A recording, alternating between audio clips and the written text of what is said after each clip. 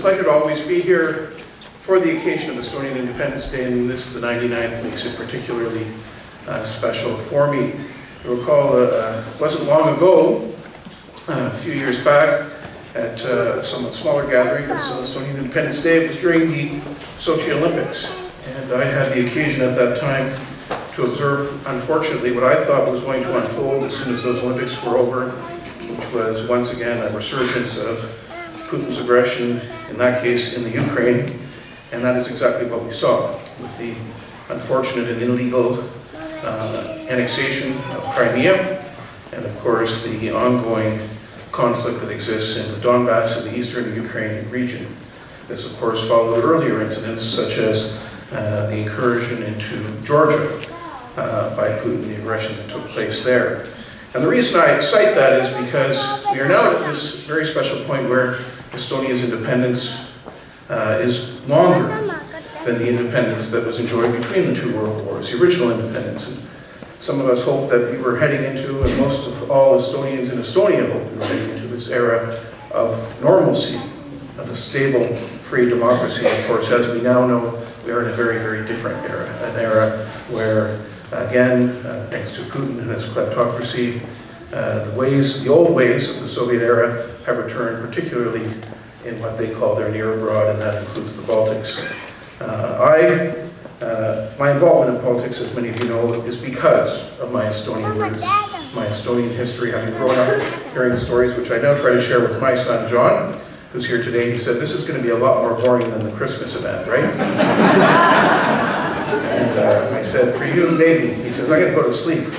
And I said, no, you're not. You're going to stay because you are interested and aware of this stuff. And he is, because he's being raised on the same stories, perhaps not told as compellingly as they were by my mother and grandparents, but the stories of survival, of being on the run from the communists time and again, of the many family members who did lose their lives in Siberia and in other ways to the soldiers of the Red Army. But through those lessons, learning most of all that freedom and democracy are indeed very fragile, and we have to stand up for them at every opportunity.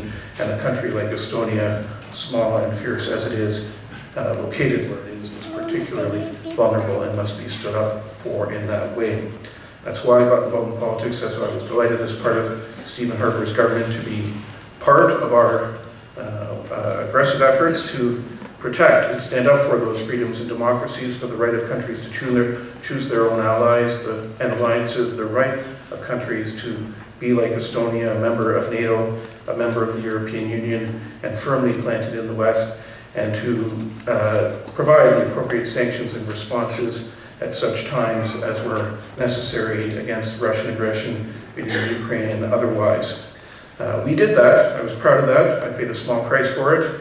I'm sanctioned. Putin has invited me never to go to Russia again. Fortunately, I've been there a few times. Some people say it's not a great loss, but admittedly, Moscow and St. Petersburg in particular have their beauties, and there's a lot of history there that's linked to us. My grandmother said to me the first time I went to Moscow, to St. Petersburg, she says, oh, you will have to check out Nevsky Prospect. It is the widest street in the world.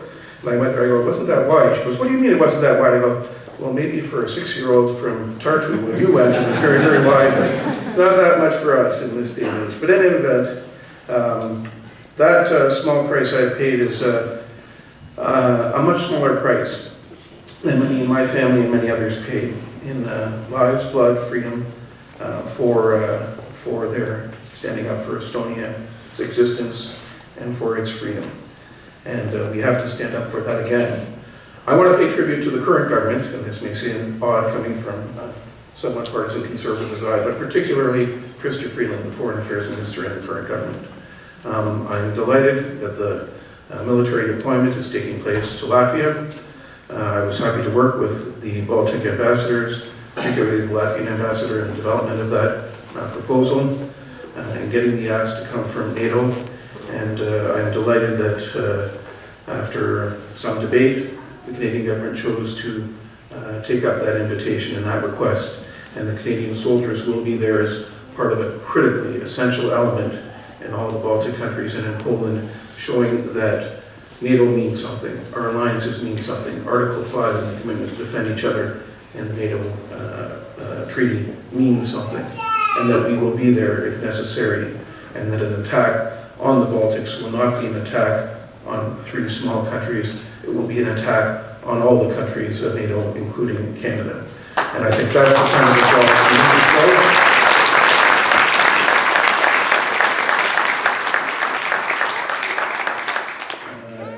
I look through all the ranks in the government side, and there is no better person to have in that foreign minister spot than Chrystia Freeland. So I want to pay tribute to the leadership she is showing as well in that regard. I also bring with me greetings from my leader, who is also a steadfast supporter of Baltics and the Baltic countries and the freedom of Estonia, and I'll read to you the following message she provides. February 25th, 2017. This is Ron Ambrose. I'm pleased to extend my warmest personal greetings to everyone attending the Toronto Estonian Independence Day celebration. This is a special occasion to recognize the strength and spirit of the Estonian people. After decades of oppression, Estonians are building a free and democratic society. I admire Estonia's remarkable progress and commitment to playing a constructive role in the international community. Unfortunately, Russian aggression represents a threat to the Baltic states and all of Eastern Europe. I am heartened that Canada is playing a leadership role in NATO assurance and deterrence measures. We must stand with the people of Estonia to uphold the sovereignty and territorial integrity of all our regional allies. Please know that Canada's official opposition is a strong and active voice for Canada's participation in these efforts. In spite of these challenges, this is a moment to celebrate Estonia's rich heritage and the achievement of Canadians of Estonian descent. I commend the Estonian Central Council in Canada and all the organizers for staging this event and contributing to the warm relationship between Canada and Estonia. On behalf of Canada's official opposition, I extend my best wishes for a memorable celebration and assign yours truly, Rona Ambrose. So on this occasion, I will present this to your President, but also wish you all the very, very best, and hope that the freedom that Estonia enjoys today will endure for many more years, and that the threats and aggression that exist there will be seen off and will fade to where they belong, ultimately, hopefully, where we thought they had gone, to the dustbin of history. Baba Islam. Tere Päivast. Good day. It's an honor to be here with you today as we celebrate Estonia's Independence Day. And I want to first of all thank you for welcoming me. I want to thank Markus Kolga for the kind invitation, and really thank all of you who are leaders in the community for all your work. I've done work like the work that you're doing in my community, and I know how challenging it can be in times, how demanding, but also how important. So thank you for all that you're doing. It's wonderful to be back with so many of you. It's a pleasure to see so many familiar faces who I've had the privilege to work with and attend events with over the last couple of years. As I was driving up here today, I was reflecting on Estonia's independence, what makes this day, this celebration significant. And I thought back to my grandparents, Ivan and Olena. They were not of Estonian heritage, but they immigrated to Canada from Ukraine, and just after World War II. And my grandfather in particular, like so many Estonians, risked a lot to fight for Ukraine's independence before World War II and after World War II. And he, like so many of you, was so proud of his heritage, and he, like so many of you, was also very proud to be Canadian. And I remember being with him as a teenager in August of 1991, when the Soviet Union was falling apart, when Estonia had reestablished its independence, when Ukraine declared its independence. And I remember watching the news with him, and he said to me something I'll never forget. First of all, when Ukraine declared its independence, I think that was probably the proudest day of his life, or one of the proudest days of his life, as Estonia's independence would have been for so many of you. But then he also said, Ivan, you know, now that Ukraine is independent, we have to continue the fight to defend that independence. And I was about 13 years old at the time, and I said to him, Guido, I called him Guido, Guido, I don't understand. We won the battle. The country's been recognized as independent. The US, Canada have recognized these countries as independent. We've won the battle. I said, Guido, you're wrong. And of course, I was wrong. So I share that story with you today because it reminds me of, it underlines for me what makes Estonia's independence, the celebration of Estonia's independence, so important. First and foremost, it's special, I think, because Estonia's independence in 1918 and its reestablishment of its independence was an incredible accomplishment. And it came against all odds in many cases, and it came as the result of risks taken by countless Estonians and sacrifices made by countless Estonians to establish its independence and to reestablish that independence. And that's something important to commemorate and to celebrate today. I think it's also significant today because as we think about what happened to Estonia, as we think about what's happening now in Eastern Europe, we have to remember that the independence, that the sovereignty that Estonia has established, that the Baltic states have established, that's fragile. And it can only exist if we continue to work to defend that independence and that sovereignty. That independence and freedom is not like an heirloom that can pass from generation to generation. It's something you fight for and defend and work towards, and there's a lot of work to continue to be done, especially in light of what's happening right now in Eastern Europe and what Peter referred to in his remarks.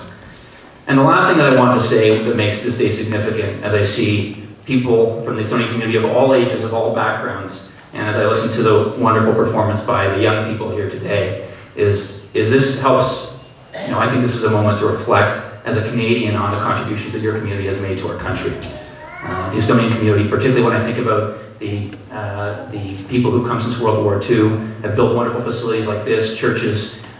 You've helped to make Ontario one of the best places in the world to live, and Canada the great country that it is today. So today, as we celebrate Estonia's independence, I think we celebrate an incredible accomplishment. I hope that we recommit ourselves to defend that accomplishment, to defend that independence in Eastern Europe, and that we celebrate the contributions that you've made to make Canada the wonderful country it is today. Thank you very much for having me. Happy Independence Day. Good afternoon, everyone. What a privilege and an honor it is to be here to celebrate with the Estonian community the 99th anniversary of your independence. I'm a pretty regular person here at the Estonia House. I've seen many of you at a number of meetings over the last number of years, but this in particular is probably the most special of occasions. A country's independence is a time of great joy, and it's also a time to reflect on how you got here and all of the people who have passed. So I just wanted to take a moment to honor those people who have fallen so that we could be here today to celebrate. I wanted to also say that as a Greek person, the Balkans and near the Baltics, we've all had our various struggles with independence from different occupiers. Yours have primarily been the Russians, and they continue to be a great threat. And I actually do watch the European news, and it's actually a more grim situation than it is portrayed in the media here in North America. It is a very real threat. And we've had similar struggles in the Balkans with others who are constantly trying to threaten our borders. So I appreciate the struggles that the Estonians as well as the Latvians and the Lithuanian peoples have suffered these many years, and we stand with you as Canadians to make sure that those aggressors don't actually get to accomplish all that they aspire to accomplish. I bring a scroll from City Hall, and I want to extend my warmest congratulations to the Estonian Society, the Estonian Central Council in Canada, on the occasion of the 99th anniversary of the independence of Estonia.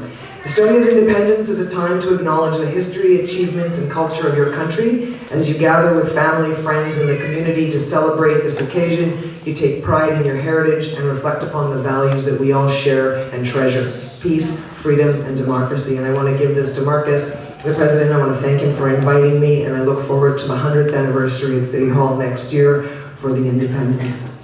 I'd also like to mention some other greetings that we received on this special occasion. We received one from Catherine Wynne, Premier of Ontario. We also received one from John Tory, Mayor of City of Toronto, and from the Kitchener Estonian Society, and as well from the Latvian and Lithuanian communities. And I'd also like to greet the Latvian Honorary General Counsel, Imants Burus,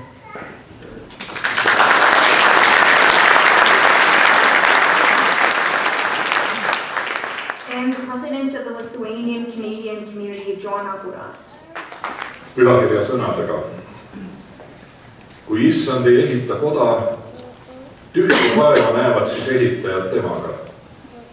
Kui issand ei hoia linna, siis valvab valvur ilma aegu. Head eestlased, head eestlaste sõbrad, dear friends, austatud Eesti Vabariigi aastapäeva rahvas. Laulik aastatuhandete taguses elutarkuses laulab tänulaulu loojale, kes ehitab ja hoiab. Aga ta laulab meile ka kojast, kodust, selle ehitamisest, hoidmisest. Eesti Vabariik, kelle 99. sünniaastapäeva siin Eesti majas tema kodakondsena tänumeeles pühitseme, on meie püha koda. Olla Eesti Vabariigi kodakonne. See ei ole pelgalt sünnijärgne eesõigus ega läbi sünni omandatud privileeg. Selles on kätketud midagi enamat. Selles on oma ema piimaga ette kirjutamata kaasa antud südame soov. Oma rahvust, oma keelt hoida, oma riiki, kultuuri rajada, kõige selle eest vastutustki kanda. Eesti president oma eilses paljude kaunide mõtetega kootud aastapäeva kõnes Estonia teatri saalis ütles kutsutud rahvale: Eesti on kaasas kantav. Tõsi, sõltumata sellest, kui kaugel, millises maailmapunktis me ka ei viibiks, me kanname enesega kaasas Eesti.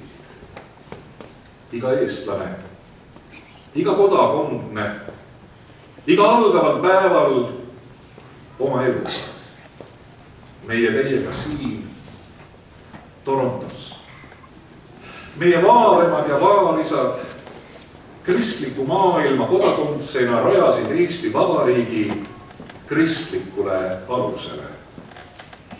Jumalale lootuse pannes, jumalatu maailma eest pagedes, võtsid nad selle kodaniku tunnistuse siia uude maailma kaasa, hoides ja ehitades Eestit oma südames ja südamega, kuni võõrsil olekus sai kodutunne. Ometigi just on jumalik paradoks, et võõrsil olijas sai omal kombel Eesti kodu hoidjad. Alalhoitud kodaniku tunnistuse läbi kinnistus taasiseseisvus maailma rahvaste riikide perre. Tänase aastapäeva aktuse motoks on noorte tõlk. Arvatavasti selle märgiks, et vanem põlvkond on usaldamas Eesti riigi hoidmise lootuse tungalt noortele. On lootust. Noorte kutsel marssis eile Tallinna vanalinnas tõrviku rongkäigus Eesti eest rohkem kui 3000 inimest. Head noored, on elu seaduspärasus, et iga noor põlvkond ehitab maailma omamoodi, uutmoodi.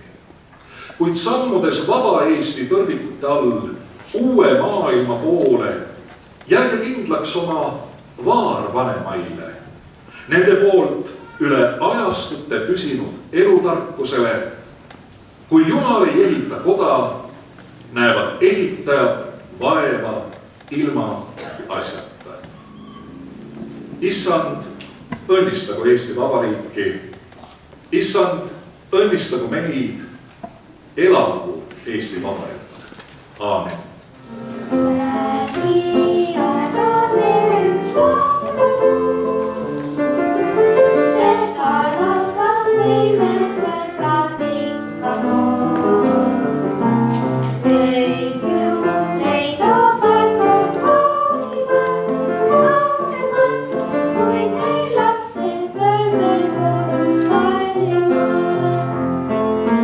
Kui on nii hea, jõuab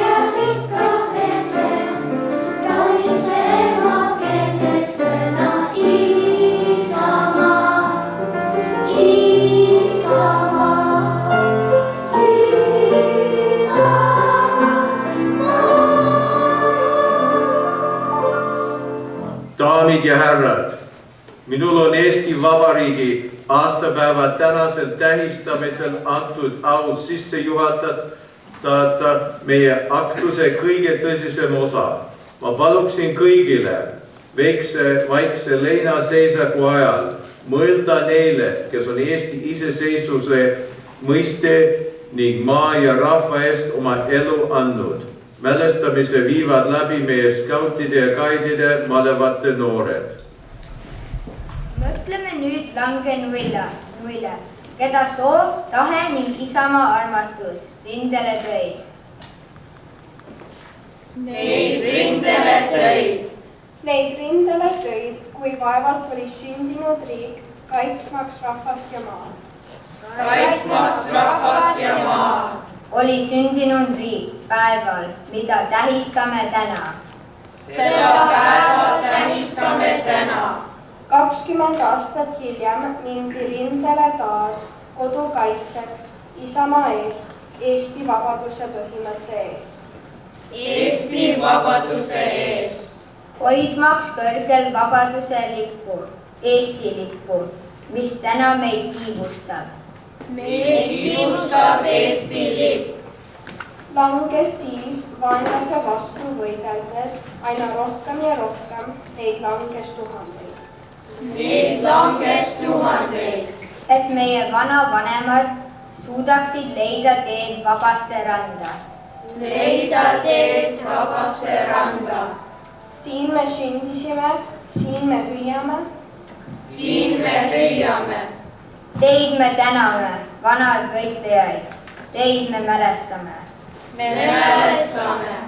Hoides lippu, hoides südant, hüüdes maast taevani. Teid meie ei unusta. Ei ole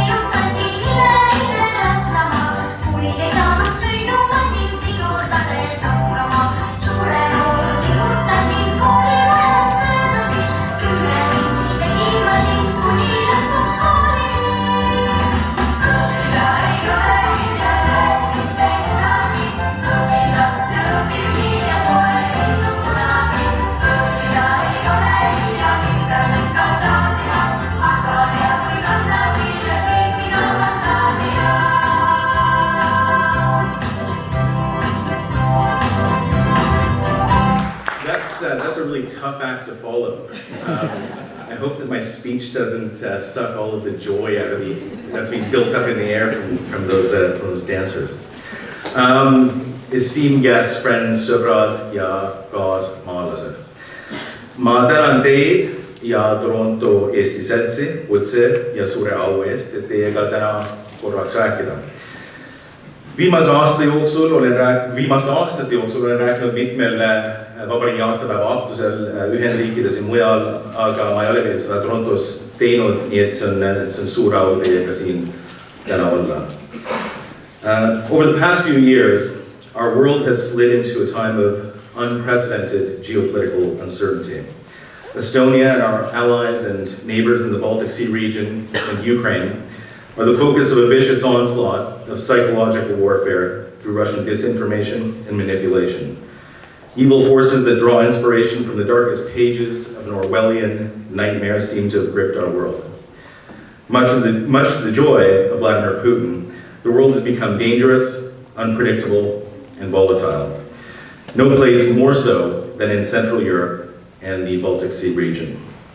We cannot allow the assumptions of the past 25 years to paralyze us into a false sense of complacency. Now, more than ever, the hard-fought sovereignty and freedom Estonians have enjoyed require our ongoing and active attention. Ma see nädal kirjutasin Kremli valeuudiste ja propagandaohust siin Kanadas Toronto Star ajalehes. Kui ma raadios rääkisin sellest kolmapäeva õhtul, saatejuht küsis minu käest, is the Kremlin disinformation campaign in Canada something new? Is it new, or is this been happening for some time? I told the radio host that my own experience with Kremlin disinformation and trolling went back to 2007 during the Bronze Soldier riots, and 2008 when Vladimir Putin invaded Georgia and illegally annexed parts of that country. In 2008, I spoke out against the Kremlin's aggression in Canadian media as well as social media.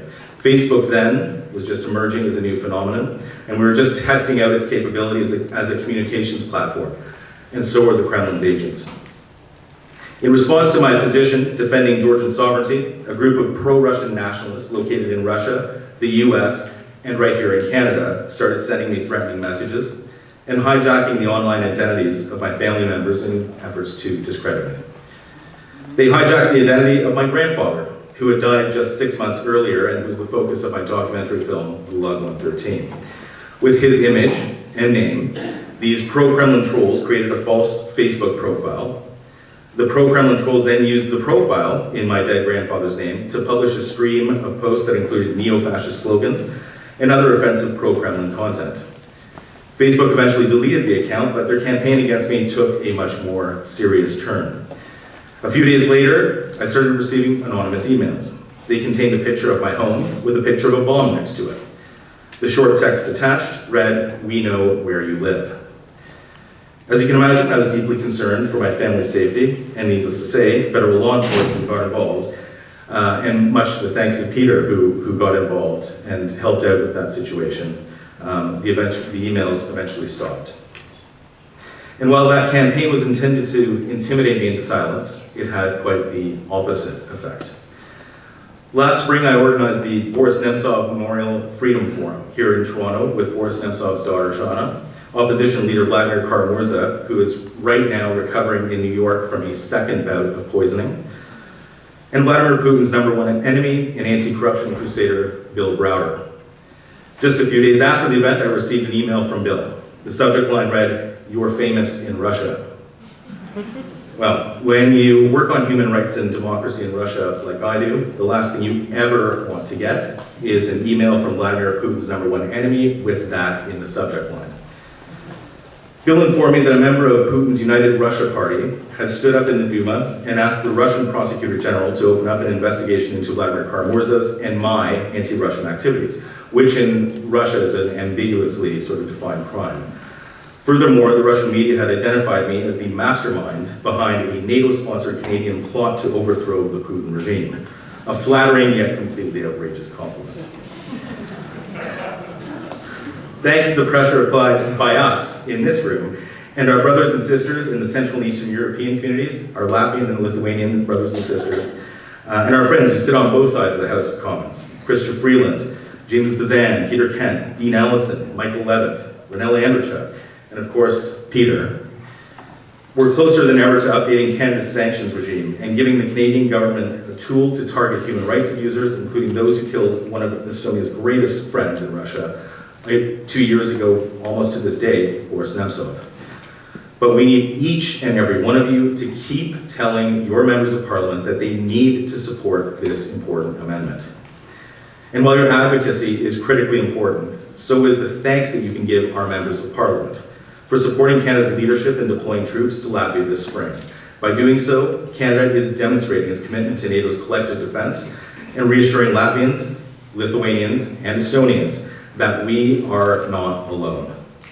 And that together, we will stand up to any aggressor to support the independent sovereignty of all NATO members, regardless of size or location, because together we are stronger.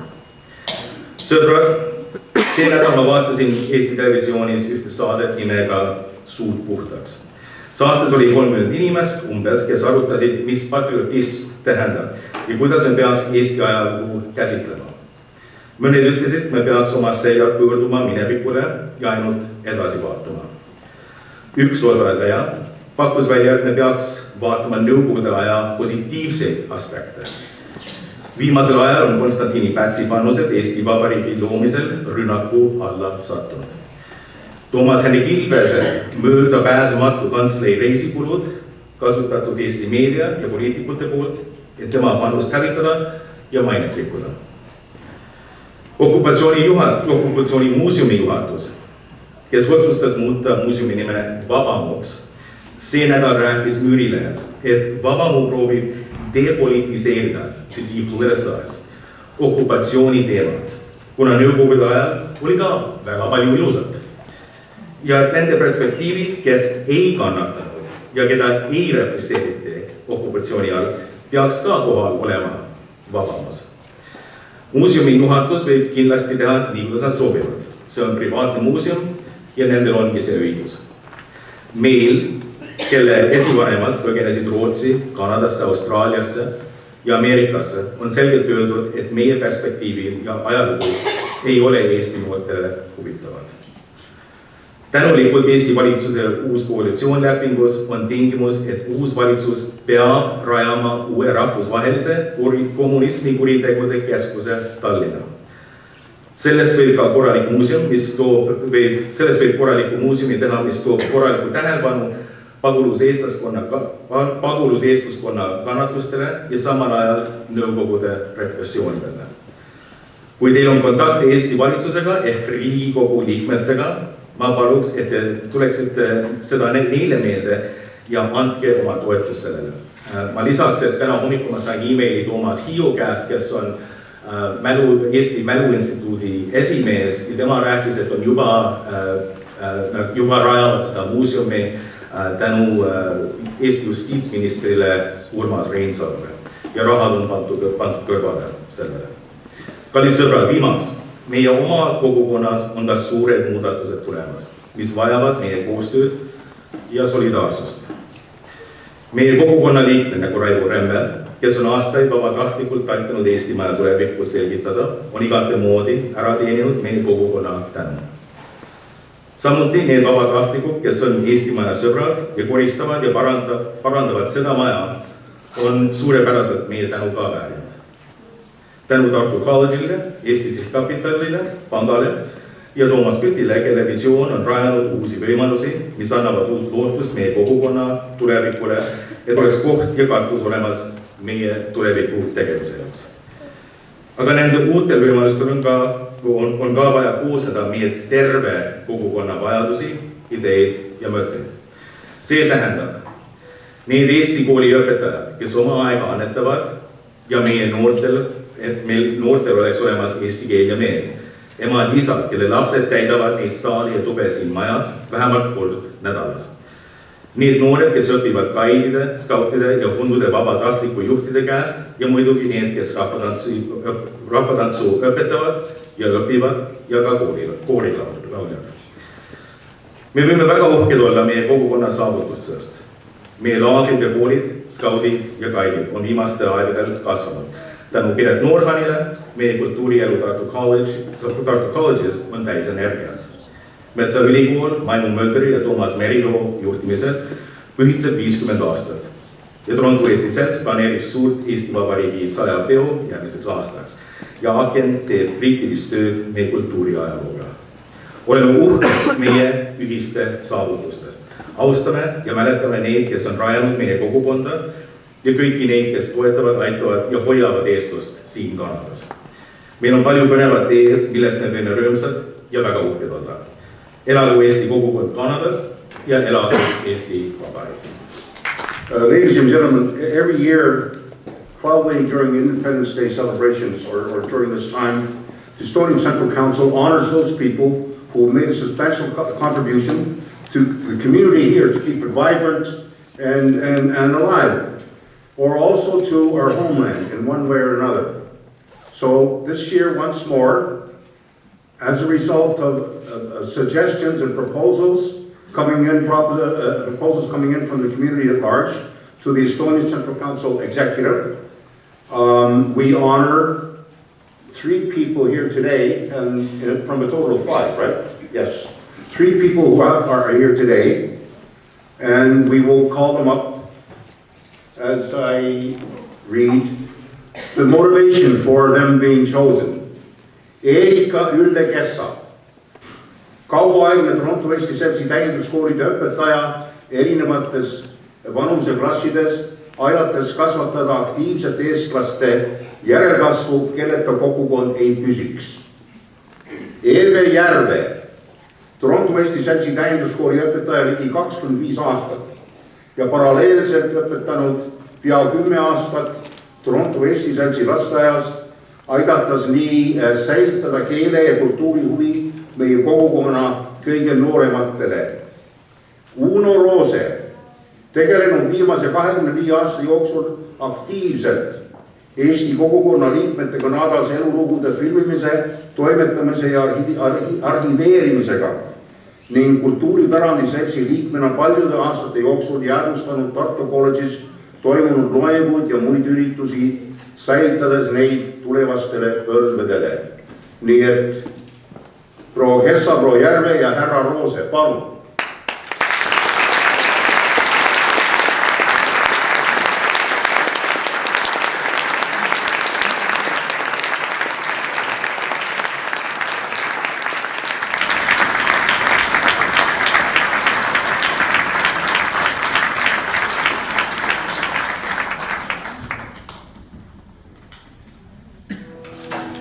Me oleme kolmeks siis saare.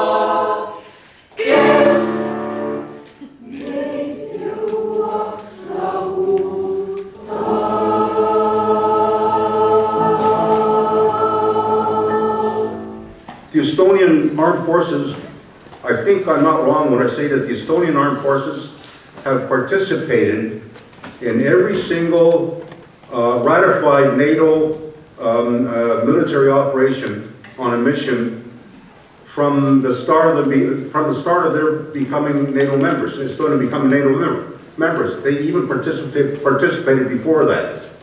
And the soldiers who go on these missions do suffer deaths and lots of injuries.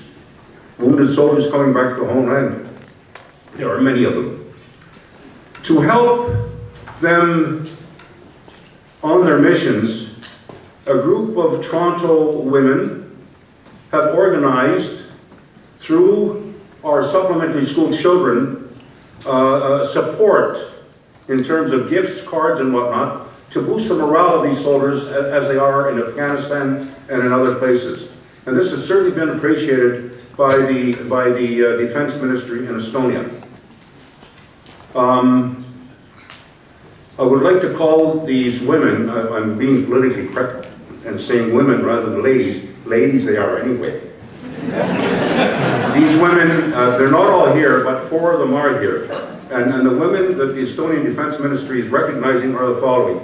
Anneliis Keelman, Anne Orluk, Ivi Hiiraspea, Asta Rokk, Epp Aruja, Piret Komi, and Elle Rosenberg. Actually 5 of them are here. The ones that are here, the ones that I named, please come forward.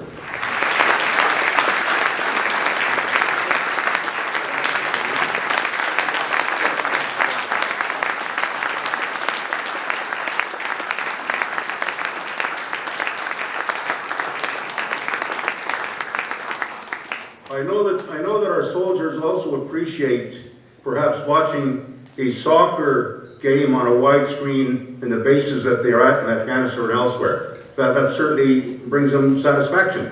But I think these small gifts organized by these women, and actually the content of which is prepared by our supplementary school children, actually move them more.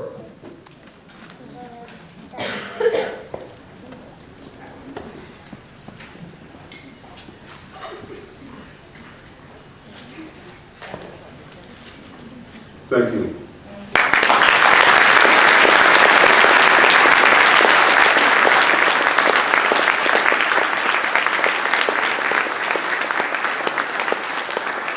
See on ka minu kohustus tänada neid inimesi, kes on korraldanud selle aktuse ja kes on andnud sisu ja kaunistust selle aktusele. Nii et ma võib-olla teen siin väikse pea, mida ma alati teen, jätan kedagi välja, nii et palun andke mulle andeks juba ette selle eest. Kõigepealt meie peakõneleja, Margus Kolga.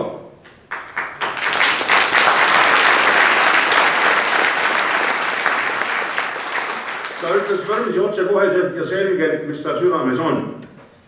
Ja kui te tahate teada, kuidas ta on ise sisemiselt meelestatud rahvusideoloogiliselt, siis tõesti külastage Google'i kaudu Toronto Stari numbert, veebruari 22. number, seal on ta pikk artikkel, siis saate kohe selgeks, mismoodi see mees mõtleb ja tegutseb.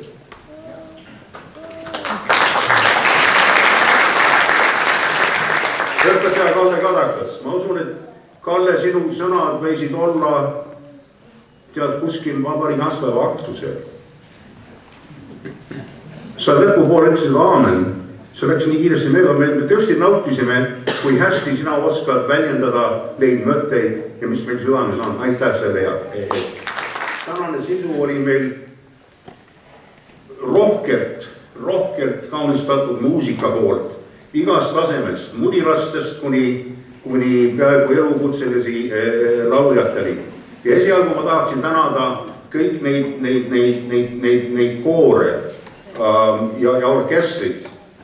Estonia Skottide Guidede orkester muidugi, Toronto Eesti lasteaiakoori, Toronto täienduskooli lauljad ja Toronto täienduskooli koor. Siinjuures ma ütlen nii palju koori kohta, et nad jälle sel suvel lähevad Eestisse noorte laulupeole, nad vajavad toetust ja nad väärivad toetust. sest nad lähevad seal tõesti osalema ja lähevad ka Eestit võib-olla esimest korda nendes külastama. Kui nad sealt tagasi tulevad, kogemused on juba näitanud seda, et kui nad sealt tagasi tulevad, nende eestlus on tõesti tugevdatud. Palun toetage seda aktsiooni, et koolikool saaks minna taas Eestisse sel suvel. Aitäh!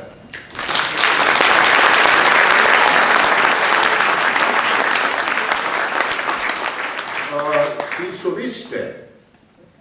Elma Nippernadu ja Immi Jukkinu, ma tean, üks nendest on mu sugulane. Markus Alliksaar, leitnant Markus Alliksaar, suur tänu selle iluse mälestuse eest, mida sa oskasid juhatada. Solistika Liiv Kolga ja Eneli Mölder.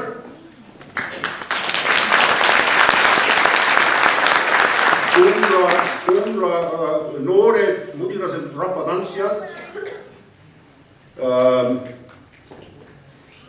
Ööviku koor, alati hea teid kuulda. Ja olid heas ääres täna.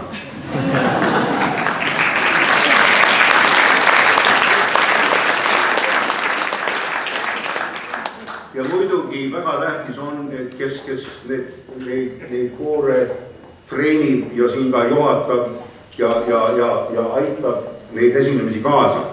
Nimelt kauaaegne dirigent ja meile väga tuttav Enn Tiiraspea koos Tiina Paluajaga. Liina Purje-Lepi, Heli Tennu ja Charles Victor.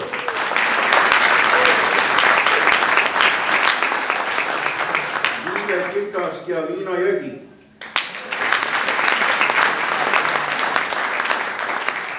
Reet Lindo Voksepp ja Roosmari Lindau.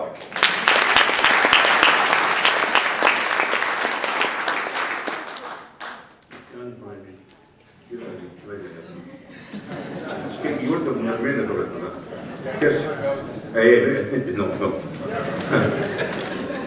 Muidugi, kes on täitsa professionaalselt seda juhatas Kati Tiiraspea.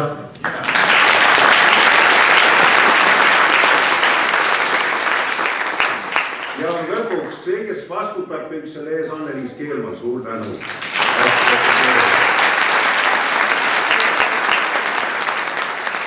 Selles suhtes ma tahan nimetada, et tuleval aastal laupäeval 24. veebruaril on Toronto Eesti Seltsi poolt juba kinni pandud ruumid Sheraton hotellis, mis on üle tee Raekojast. Enne seda pidu, suurpidu, kõik muidugi tulevad, kes siin on. Teie suurlased, vennad, õed, onud, tädid ja mis iganes ja Nindoas tulevad kõik sinna. Sest suur saal on kinni pandud. Aga enne seda toimub ka pidulik lippu heiskamine ja sealt me lähme pidulikult rongkäiguga koos üle tee hotelli.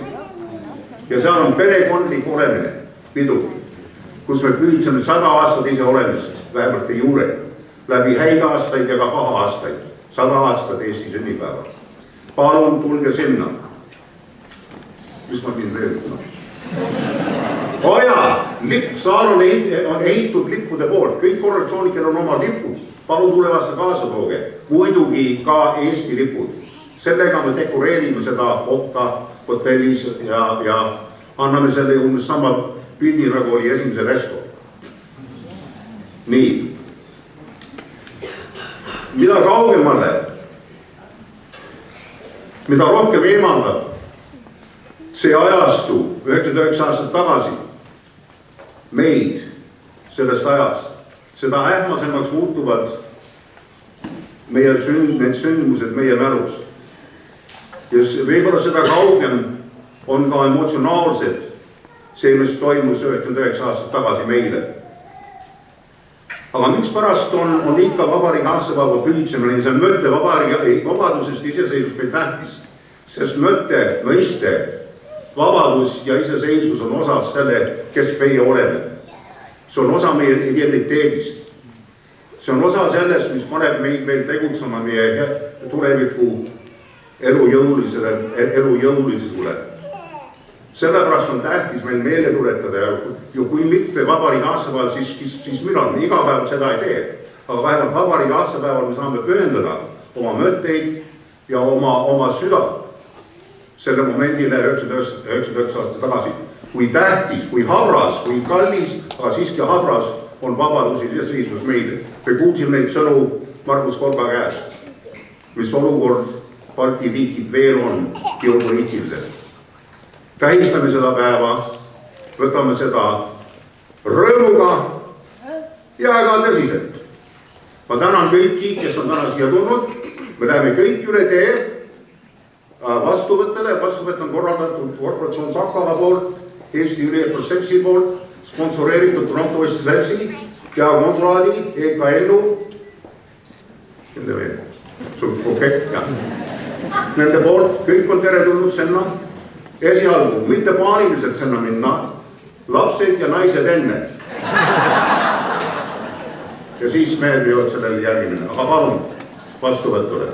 Aitäh tulemast!